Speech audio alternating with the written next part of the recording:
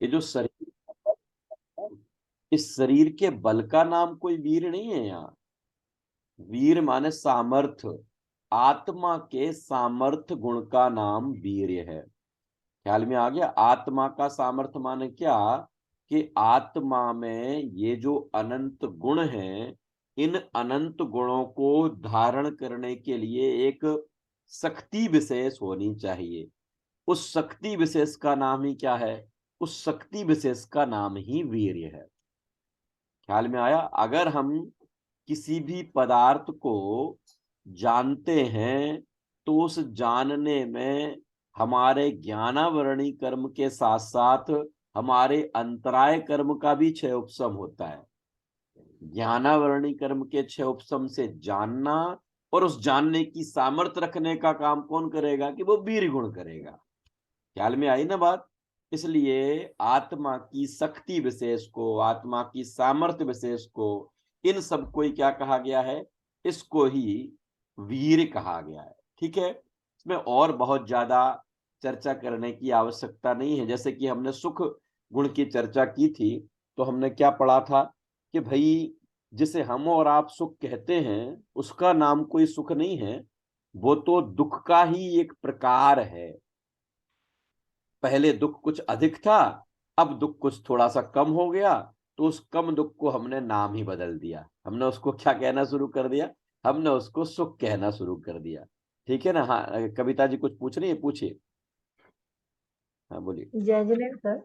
जी। अब जैसे आत्मा में अनंत शक्ति होती है, तो वो सभी अनंत शक्तियों को जानने की मतलब जो शक्ति होगी वो वीर्य है ना, मतलब हाँ हाँ सभी में यूज हाँ होगा। हाँ। जानने की शक्ति का नाम तो ज्ञान है। नहीं, जैसे आत्मा, अभी आपने। हाँ, आत्मा का जो जानने रूप गुण है, देखने रूप गुण है, सुख रूप गुण है, दर्शन रूप गुण है, चारित्र रूप गुण है ना? ये जो अनंत गुण है आत्मा में, इन सारे अनंत गुणों को धारण करने की सामर्थ्य का नाम शक्ति है।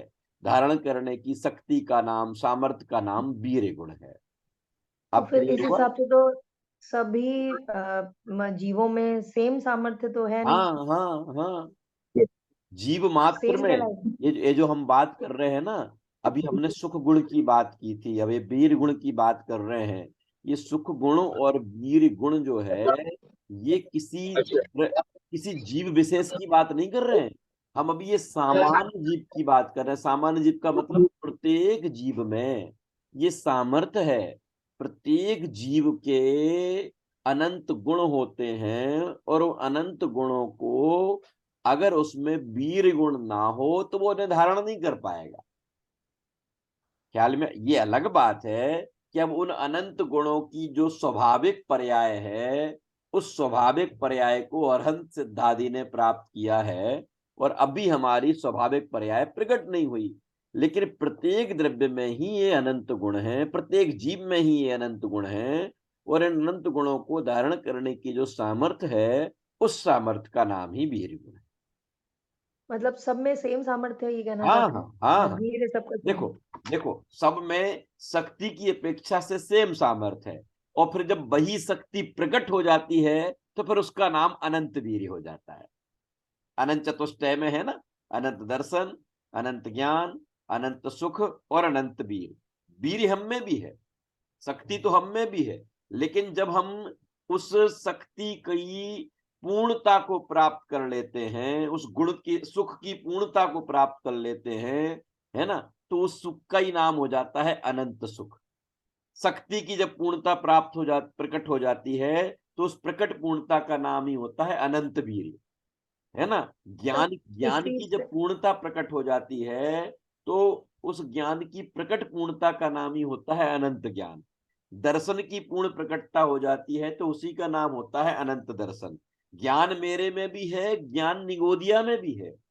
दर्शन मेरे में भी है और दर्शन निगोदिया में भी है ना? सुख मेरे में भी है और सुख निगोदिया में भी है। वीर मेरे में भी है और वीर निगोदिया में भी है। समझ में आया ना? एक इंद्री से लेकर संघी पंचेंद्री तक और इंद्री रहित सिद्ध परमात्मा तक, सब में ज्ञान, दर्शन, सुख, चारित्र, वीर भरे पड़े हैं, भरे पड़े हैं। तो इन इस जो वो जो वीर गुण की अपन बात कर रहे हैं, अभी हम अनंत वीर की बात नहीं कर रहे हैं। अभी तो हम केवल वीर गुण की बात कर रहे हैं। कैसा है वो वीर गुण? कि सभी जीवों में सामान्य रूप से है। कि क्या काम करता है? कि जीव में जो अनंत गुण होते हैं, उन अनंत गुणों को धारण करने की जो सामर्थ्य है, शक्ति है ना, कैपेबिलिटी है, उस कैपेबिलिटी का नाम ही क्या है? उसका नाम ही वीर गुण। ठीक है? सर, अब इससे रिलेटेड एक और क्वेश्चन है, हाँ, मतलब हाँ। थोड़ा रिलेट करता है, बहुत ज्यादा तो नहीं, पर हाँ, वही हाँ, बोलिए। कंफ्यूजन मुझे हमेशा रहता है। हाँ, हाँ, जैसे बोलिए। अभी हम कहेंगे कि हमारी शक्तियां प्रकट करने के लिए हमको पुरुषार्थ करना चाहिए, ठीक है, ठीक है। ठीक और है, फिर दूसरी ही वे में हम ये कहते हैं कि जब हमारे सभी पर्याय भगवान ने देख ही रखी हैं, ठीक है, तो फिर हमारे मतलब जो होना है वो तो निश्चित है, तो ठीक है। फिर कहाँ चेंजेस होंगे? नहीं तो चेंजेस करने की बात कहाँ कह रहे हैं? यहाँ के नहीं, जिनवाणी पुरुषार्थ की जो करेंगे हम, हाँ, हाँ। पुरुषार्थ पुरुषार्थ करेंगे। सुनो, सुनो, सुनो, क्या होता है, हम लोग जब इस वाले बिंदु पर बात चलती है, भैया सभी लोग सुन लेना, ये प्रश्न हालाँकि अपने विषय से नहीं है, अभी जो विषय चल रहा है वो इससे हटके है, लेकिन ये विषय अधिकतर लोगों के मन में रहता है। देखो भाई, सबसे फिर से निवेदन कर रहा हूँ, जो लोग वीडियो ऑन कर सकते हैं, देखो सुमन जी तो सफ़र भी कर रही हैं, तब भी उनका वीडियो ऑन है ना? फिर आप लोग वीडियो ऑन क्यों नहीं कर सकते हैं? मैंने पहले भी आपको कहा है कि आपका वीडियो ऑन रहता है तो मुझे पढ़ाने, किसी को भी आपसे बात करने में थोड़ा आसानी होती है, अच्छा लगता है। देखिए, कविता जी ने प्रश्न ये किया है कि हम लोग कई बार ये सुनते हैं कि जो होना है सो निश्चित है, केवल ज्ञानी ने गाया है। कि जब जो होना है तो निश्चित है, तो फिर पुरुषार्थ कहाँ रहता है इसमें? कि जो होना है सो निश्चित है में पुरुषार्थ इंक्लूड है। हमें कहाँ, हमें क्या लगने लगता है? हमें लगने लगता है कि जो होना है सो निश्चित है, वो सडनली हो जाएगा, एकाएक हो जाएगा, है ना? वो 5 जो प्रत्येक कार्य में जो 5 कारण जिनवाणी में बताए गए हैं, वो 5 कारण हुए बिना कोई कार्य नहीं होगा। स्वभाव भी चाहिए, है ना? फिर उसमें योग्य पुरुषार्थ भी चाहिए, फिर होनहार भी चाहिए, कालब्धि भी चाहिए और निमित्त भी चाहिए। तो जैसे मान लीजिए किसी व्यक्ति का एक्सीडेंट होने से मौत हुई, तो उस एक्सीडेंट वाला जो पुरुषार्थ होता है ना, पर्टिकुलर उस जगह तक जाना, फिर वैसा उस समय पर कुछ दूसरी चीज को सोचना, सामने से आते हुए वाहन को नहीं देख पाना, ये सब उस मृत्यु के दिशा के पुरुषार्थ हैं। समझ में आता? ऐसे ही जब मुझे सम्यक दर्शन होना केवल ज्ञानियों ने देखा है, तो सम्यक दर्शन का जो योग्य पुरुषार्थ है, वो योग्य पुरुषार्थ भी उनके ज्ञान में झलक रहा है और हमारे द्वारा वो योग्य पुरुषार्थ भी किया ही जाएगा, है ना? बस ये तो उपदेश की भाषा में ये ज़रूर कहा जाता है कि हमें करना, है ना? करना चाहिए। वो करने चाहिए, मैं करना चाहिए कहता रहूँगा और आपको वो बात तभी जमेगी जब आपकी होनहार नज़दीक होगी। और इस विषय पे कभी मौका मिलेगा तो अपन अलग चर्चा करेंगे, अभी विषय से अपन हट जाएँगे। इसलिए मैं अभी इस पर रुचि जी कुछ पूछ रही हैं, पूछिए जल्दी से। इस विषय पे एक स्वतंत्र मैं चर्चा चाहिए ये जो हम 15-20 मिनट अलग से बात करेंगे, है ना? अगर आज ही मौका मिला तो अपनी इस क्लास के बाद में फिर से ज्वाइन करने का बोलूँगा, तो आप फिर से ज्वाइन करके अपन बात कर सकते हैं, है ना? रुचि जी बोलिए। हाँ, मैं ये इसका ही आंसर दे रही थी। हुँ। इसको क्रमबद्ध पर्याय बोल सकते हैं हाँ, कि हाँ। हमको क्रमबद्ध पर्याय पे जो श्रद्धा हो, हुँ। और पुरुषार्थ यही करना चाहिए हमें, हमारी श्रद्धा वैसी रहे कि ये ऐसा ही होना था इसलिए ऐसा हुआ, वो पुरुषार्थ करना है हाँ, कि हमें हुँ। ना बिल्कुल प्लस सही में कहा जाना ना आपने रुचि माइनस जी में जाना। कि क्रमबद्ध पर्याय हाँ, जो सब बात है कि प्रत्येक द्रव्य की जो प्रत्येक पर्याय है, वो केवल ज्ञानियों ने जानी है इसलिए नहीं होनी है। हम लोगों को बहुत ज़्यादा पराधीनता लगती है, बहुत ज़्यादा कन्फ्यूज़न है। हम भगवान के ज्ञान के आधार पर चलने वाली बात नहीं करते हैं। जिनवाणी ये कहती है कि आपके जीवन में, आपके ही नहीं, प्रत्येक द्रव्य के जीवन में जो भी होना है, वो केवल ज्ञानियों के ज्ञान में झलक रहा है इसलिए नहीं होना है। होना है, इसलिए केवल ज्ञानियों के ज्ञान में झलका और आपके मस्तिष्क में शंका हुई तो उसका समाधान हुआ। अब जरा आप विचार, कविता जी एक इस विषय पर विचार करना कि आपके पास जिस मोबाइल या लैपटॉप पर आप क्लास पढ़ रही हैं, है ना? उस मोबाइल और लैपटॉप में तो कोई ज्ञान गुण है नहीं, है ना? तो वो उसको तो आप पुरुषार्थ का उपदेश दे भी नहीं सकते और वो पुरुषार्थ करेगा भी क्या?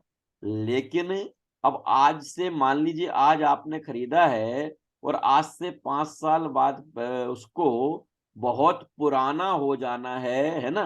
तो बहुत पुराना हो जाएगा, जीर्ण-शीर्ण होकर दिखाई देने लग जाएगा। तो वो जो जीर्ण-शीर्ण आज हुआ, उसमें उसने क्या पुरुषार्थ किया बुद्धिपूर्वक? लेकिन हुआ ना। हुआ ना?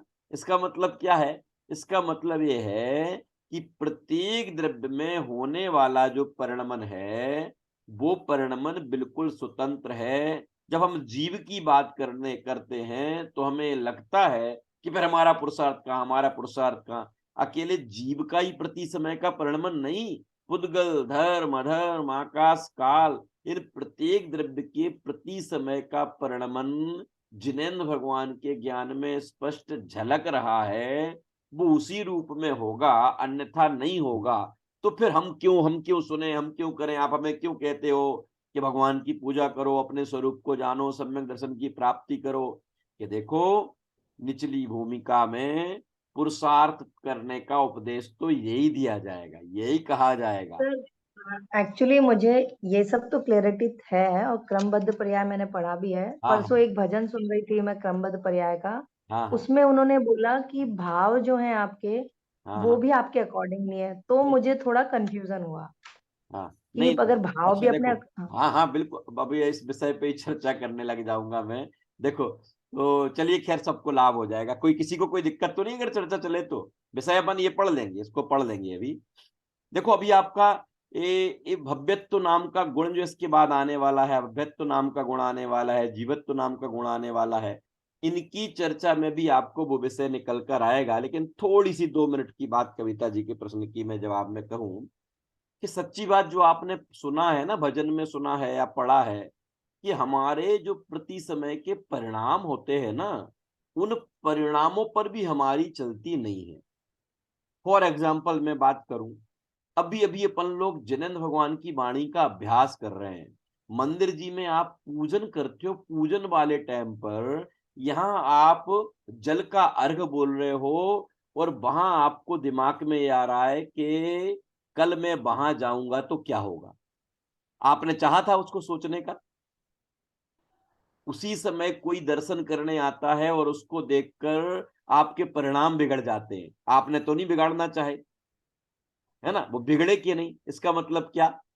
इसका मतलब उन भावों पर भी हमारी चलती नहीं है। तो फिर हमारी चलती है, हम क्या क्या होता है? जब इतनी बातें हम सुनते हैं मोक्ष तो क्या होता है फिर? तब ये होता है कि हम क्या करें? फिर हमारी कहाँ चलती है? कि आपको बताया ना कि हम जीव द्रव्य हैं। जीव द्रव्य की चलती जानने देखने में है। हमारा काम जानना देखना है। हमें हमें मेरा काम जो जानना देखना है, वो काम मुझे काम जैसा नहीं लगता। सही बात ये है। क्या आज देखो मान लीजिए कविता जी मान लीजिए अपने यहाँ कोई विवाह का आयोजन है या कोई छोटा-सा प्रोग्राम हमने रखा है और मान लीजिए हमारे 4 बच्चे हैं। हमने 3 छोटे बच्चों को अलग-अलग काम सौंप दिया कि तुम्हें ये लाना है, तुम्हें ऐसा करना है, तुम्हें ऐसा करना है और बड़े बच्चे को आपने कुछ नहीं कहा, है ना? सुमन जी तो क्या होगा, वो बड़ा बच्चा झुँझला जाएगा कि हमें कुछ काम क्यों नहीं दिया? तो आप कहे रुको तो बेटा अभी तुम्हारा काम तो बताना है, तुम्हारा काम तो सबसे बड़ा है कि क्या करना है कि तुम्हें इन सबको देखना है। क्या? कि तुम्हें इन सबको देखना है कि जो काम मैंने इनको दिया है, ये बराबर कर रहे हैं कि नहीं कर रहे हैं। तो देखने में तो कितना छोटा काम लग रहा है ना? है कितना बड़ा काम। तो ये जानना देखना ऐसे ही बड़ा काम है, लेकिन ये जानना देखना हमको काम जैसा नहीं लगता।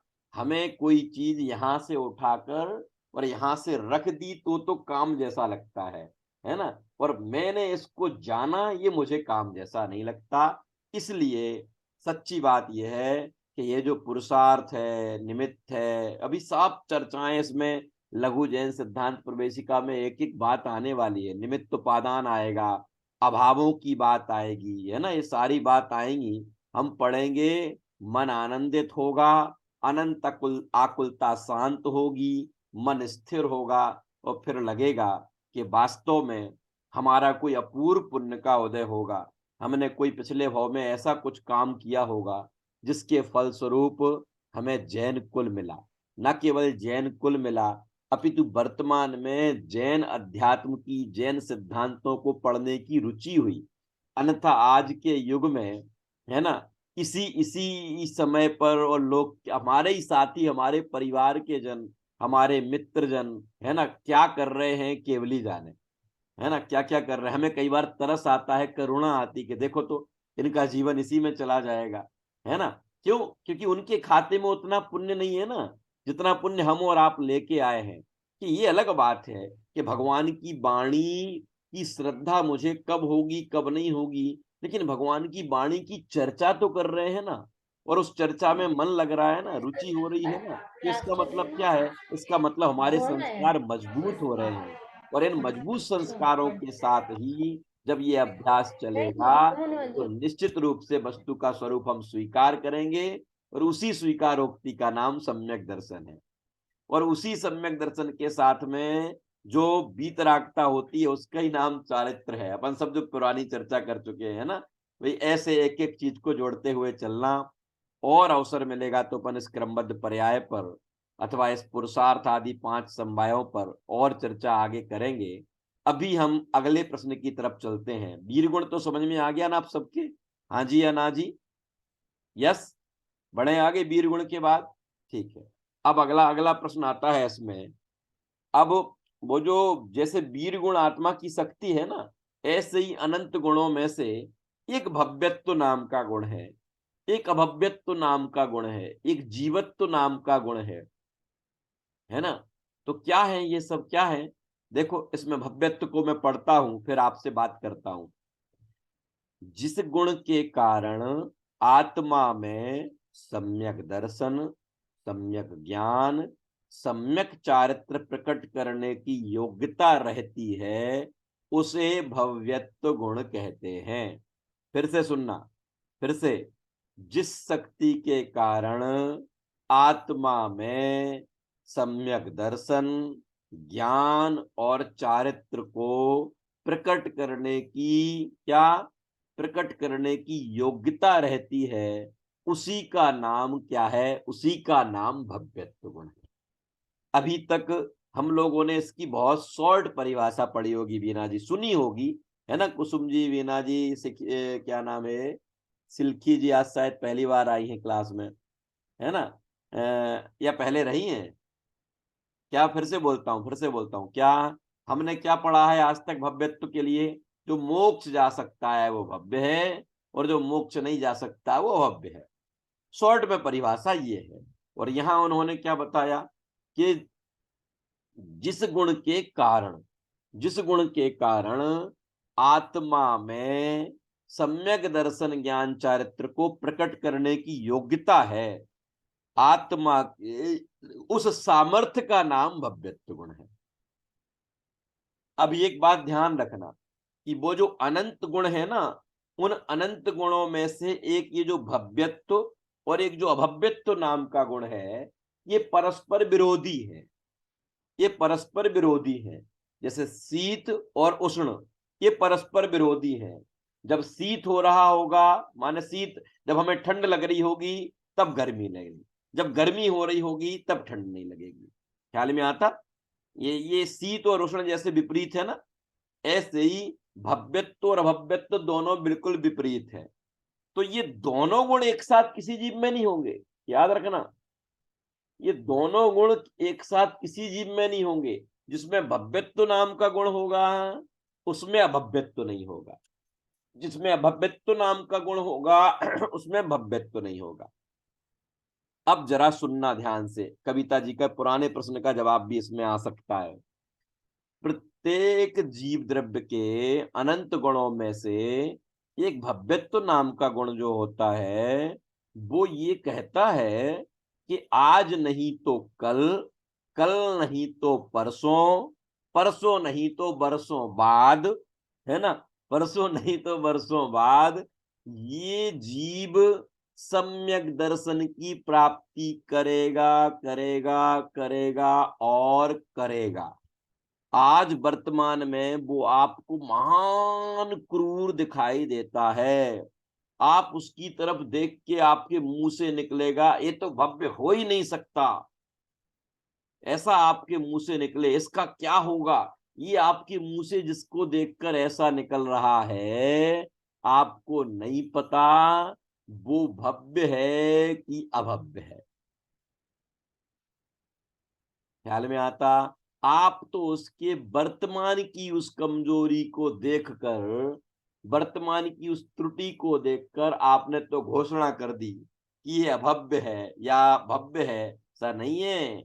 जिसमें भव्यत्व नाम का गुण है वो वर्तमान में कितने भी क्रूर से क्रूर कार्य भी क्यों नहीं कर रहा होगा, उस भव्यत्व पर कोई फर्क नहीं पड़ेगा। वो कालांतर में सम्यक दर्शन ज्ञान चारित्र को प्रकट करेगा करेगा और करेगा ही। ख्याल में आता? और जिसमें अभव्यत्व नाम का गुण होगा वो वर्तमान में आपको बहुत मंद कसाय वाला दिखाई दे, भगवान की पूजा करता हुआ दिखाई दे, दया दान करता हुआ दिखाई दे, बाहर से बिल्कुल ऐसे माने किनके जैसे त्यागी वृत्तियों के जैसे वस्त्र पहनता हुआ दिखाई दे, है ना, ये सब देखते ही आपके मुंह से निकलेगा अरे भाई ये तो कोई भव्य है ना। तो आप उन बाहर के गुण लक्षणों को देखकर उसके भव्यत्व और अभव्यत्व का निर्णय नहीं कर सकते। वो ये वर्तमान में ऐसा दिखाई दे रहा है और इसके आधार पर आप उसको क्या, इसके आधार पर आप उसको कुछ कहो तो वो कह रहे कि ऐसा नहीं है, ऐसा नहीं है, ठीक है। और अभव्य जो है वो कितना भी पुरुषार्थ करके अभव्यता को भव्यता में नहीं बदल सकता, और भव्य अपनी कितनी भी कमजोरियां होंगी तो उन कमजोरियों को पुरुषार्थहीनता से अथवा विपरीत पुरुषार्थ से उस भव्यत्व को खत्म नहीं कर सकता। ठीक है कविता जी, बोलिए आप क्या कह रही हैं? आप अब आया कुछ ख्याल? आ गया आप क्वेश्चन का आंसर। यही पूछ रही थी कि चेंज इंटरचेंज होता है क्या ये नहीं भव्य होता, यही अभव्य यही में? तो मैं बता रहा हूँ। माने भव्य जीव आपको वर्तमान में संघी पंचेंद्रिय मनुष्य की हत्या करता हुआ दिखाई देगा, तो आपके मुख से क्या निकलेगा कि अरे ये कैसा क्रूर है, ये कैसे अपने परिजनों को ही मारने की सोच रहा है, मार दिया है परिजनों को, वर्तमान के ऐसे परिणाम। लेकिन अगर उसमें भव्यत्व नाम का गुण है तो वह भव्यत्व नाम का गुण कालांतर में उसकी क्रियान्विति होकर और वह सम्यक दर्शन ज्ञान चारित्र को प्राप्त करेगा ही करेगा। क्या मतलब सुमन जी? हाँ बोलिए, क्या कह रही बोलिए। अगर कोई भव्य जीव है, हाँ लेकिन जैसे आपने अभी बोला कि वो किसी की हत्या करता हुआ नजर आ रहा है, हाँ हाँ तो अपने को अभव्य नजर आ रहा है, तो अभव्य का भव्य जैसे करते हुए कि क्या वो भी क्या? मैं आपको यही बताना चाह रहा हूं कि आप किसी की वर्तमान क्रियाओं को देखकर उसके ऊपर भव्यता और अभव्यता का टैग नहीं लगा सकते। ख्याल में आती बात? वर्तमान की उसकी क्रियाओं को देखकर आप हाँ, उसकी भव्यता अभव्यता पर टैग नहीं लगा सकते। बस इतना जरूर है कि जिनवाणी में भव्यता की पहचान के लिए कहीं कहीं ऐसा कहने में आता है कि जो जिनेंद्र परमात्मा की वाणी को रुचि पूर्वक सुनता है, तत्प्रति प्रीति चित्तेन, पद्मनंदी पंचविंशतिका में आता है, तत्प्रति प्रीति चित्तेन एन वार्तापि ही श्रुता सा निश्चितम भवेद भव्य भावी निर्वाण भाजनम। अर्थात जो जिनेंद्र परमात्मा की वाणी को बहुत श्रद्धा पूर्वक सुनता है, उत्साह पूर्वक सुनता है, वह निश्चित भव्य है और भविष्य में निर्वाण का पात्र है ना। ऐसा पद्मनंदी पंचविंशतिका में पद्मनंदी आचार्य ने लिखा है। लेकिन आप किसी के परिणामों के विषय में, किसी के अभिप्राय के विषय में आप जान नहीं सकते। यहाँ तो केवल हम इतनी बात कर रहे हैं कि अगर किसी में भव्यता नाम का गुण है तो कदाचित वो वर्तमान में आपको अपराधी जैसा नजर आ रहा होगा, लेकिन ये भव्यता नाम का गुण क्या कह रहा है कि वो सम्यक दर्शन ज्ञान चारित्र को प्रकट करने की योग्यता रखता है। ये नहीं पता आज करेगा कि कल करेगा, ये नहीं कह सकते, लेकिन उसमें होगा क्योंकि उसमें वो योग्यता है। ऐसे ही इससे विपरीत पे हम बात करें तो अभव्य की बात करें कि ऐसे ही जो अभव्य जीव है वो वर्तमान में आपको कितना भी मंद कसाई क्यों ना दिखाई दे रहा हो, वो कोई ऐसा पुरुषार्थ करे, है ना, कुछ करे कि वो उसका भव्यता का गुण जो है वो भव्यता में परिवर्तित हो जाए, कि ना ऐसा नहीं हो सकता, ऐसा नहीं हो सकता। इसलिए अगर जिनेंद्र परमात्मा ने हमको भव्य देखा है तो समझ लो इससे बढ़कर हमारे लिए आनंद की कोई दूसरी बात नहीं है। इस तरीके से भव्य और अभव्य ख्याल में आ गया। जिस गुण के कारण से आत्मा में सम्यक दर्शन ज्ञान चरित्र को प्रकट करने की सामर्थ्य हो उसका नाम भव्यत्व, और जिससे सम्यक दर्शन ज्ञान चरित्र प्रकट ना हो उसका नाम अभव्यत्व। ठीक है। इसके बाद तीसरा आता है जीवत्व, वो हम पढ़ेंगे। अभी दो लोगों के हैंड रेज हो रहे हैं, सिल्की जी और रुचि जी। सिल्की जी पूछिए आप क्या कह रही हैं।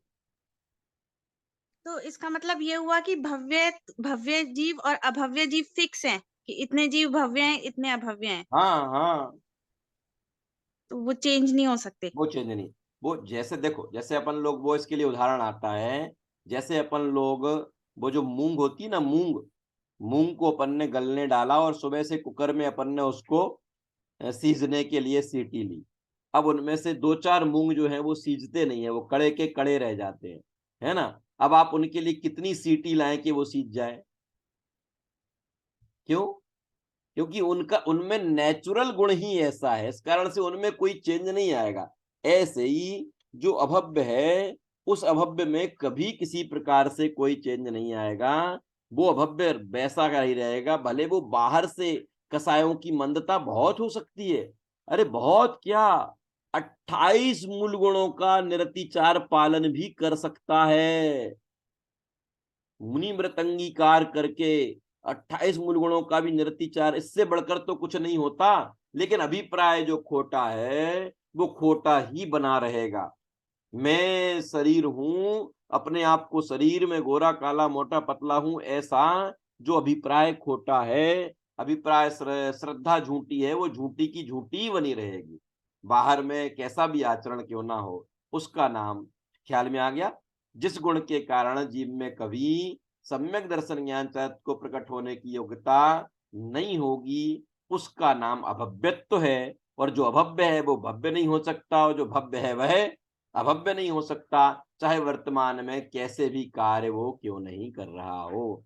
माने भव्य के विपरीत कार्यों में विपरीत से विपरीत कार्य, हिंसा झूठ चोरी कुशील परिग्रह के कैसे भी परिणाम और क्रियाएं क्यों ना कर रहा हो, और जो अभव्य है वो वर्तमान में मंद कसाय के कैसे भी परिणाम और क्रियाएं क्यों ना कर रहा हो, तो उसकी अभव्यता में भव्यता नहीं हो सकती, और इस भव्यता में अभव्यता नहीं हो सकती। ऐसा ही भव्य और अभव्य का स्वरूप है। अब तीसरी चीज है जीवत्व। क्या होता है जीवत्व? जिस गुण के कारण आत्मा चैतन्य मात्र भाव प्राण वाला है। चैतन्य मात्र, चैतन्य का मतलब क्या? जानना देखना, जानना देखना, जानना देखना। ये जो प्राण है, ये सुनना कविता जी और सभी लोग जिन जिन के प्रश्न हो रहे थे, कुसुम जी, ये क्या है? ये जीवत्व नाम का प्राण कॉमन है, ये भव्य में भी होगा और ये भव्य में भी होगा। जानने देखने का काम भव्य भी करेगा और जानने देखने का काम अभव्य भी करेगा। हाँ, रुचि जी का भी प्रश्न था, जरा पूछे, 2-2.5 मिनट में क्लास ऑफ हो जाएगी, है ना। अगर आप सबका मन हो तो रिज्वाइन करें, हैंड रेज करें, कितने लोग रिज्वाइन करना चाहते हैं, तो फिर मैं चालू करके रखूं क्लास को। है सबके पास टाइम है क्या? तो फिर आप अगर क्लास ऑफ हो जाए तो सब लोग रिज्वाइन कर लेना, ठीक है ना, रिज्वाइन कर लेना। हाँ बोलिए रुचि जी, आपका क्या प्रश्न था?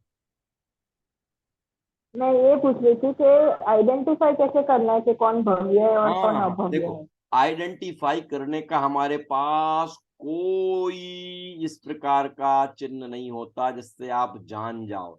बस मैंने अभी आपको मोटा मोटी जो बताया था, पद्मनंदी आचार्य ने जो अपने पद्मनंदी पंचविंशतिका में कहा है ना, कि तत्प्रति प्रीति चित्तेन, माने जिनन परमात्मा की वाणी को जो प्रीति पूर्वक, स्नेह पूर्वक, जिज्ञासा पूर्वक, रुचि पूर्वक, अपने अपने स्वरूप की खोज की अभिलाषा पूर्वक सुनता है, ऐसा जीव निश्चित रूप से भव्य होना चाहिए।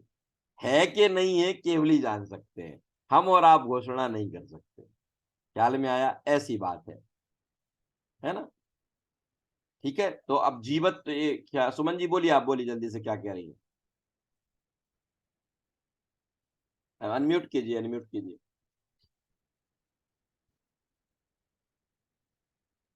अनम्यूट नहीं है आप।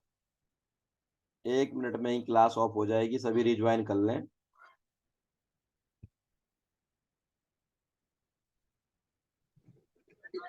हाँ बोलिए सुमन जी। हेलो, हाँ बोलिए। आवाज आती है? हाँ बोलिए बोलिए। हाँ, मैं ये कह रही हूँ कि जैसे हर जीव में चेतना नामक गुण होता है, हाँ, तो सम्यक दर्शन ज्ञान चारित्र प्रकट करने के लिए क्या योग्यता होती है? नहीं, सम्यक दर्शन प्रत्येक जीव में सामर्थ्य की ओर से तो वह परिपूर्ण है, संगी पंचेंद्रिय हाँ, है तो, लेकिन अगर उसमें भव्यत्व नाम का गुण नहीं है तो उस सामर्थ्य को कभी प्रकट नहीं कर पाएगा। अच्छा, हम्म। ठीक है, ठीक है।